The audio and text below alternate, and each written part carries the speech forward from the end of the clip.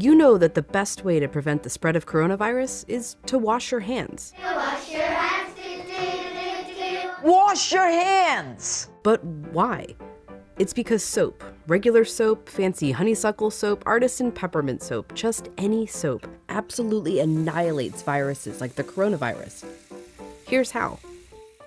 This is what a virus, like coronavirus, looks like. It's a bit of material surrounded by a coating of proteins and fat. Viruses easily stick to places like your hands, but when you rinse your hands with just water, it rushes right over the virus. That's because that layer of fat makes the virus behave kind of like a drop of oil. You can see it happening in this demonstration.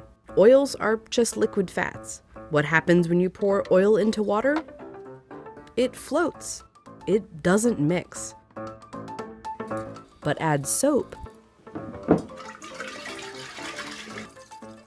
and suddenly that fatty oil dissolves into the water. That's because inside, soap has two-sided molecules. One end of the molecule is attracted to water, the other end to fat. So when the soap molecules come in contact with water and fat, these dual attractions literally pull the fat apart, surrounding the oil particles and dispersing them through the water. Let's go back to our coronavirus molecule with that layer of fat holding everything together. When it interacts with soap, bam, that fat gets pulled out by the soap. Soap literally pulls apart and demolishes these viruses. And then the water rinses the harmless leftover shards of virus down the drain. But, and you know where I'm going with this, it takes time for this effect to happen. 20 seconds to be specific. To show why, we ordered this lotion that mimics viruses and their fatty layers. It glows under a UV light. If you just rinse your hands under regular water, nothing comes off. If you wash with soap for just 5 seconds or 10 seconds, your hands are still covered. The virus is still there, able to get you and others sick. But 20 full seconds, now the soap is actually destroying the virus.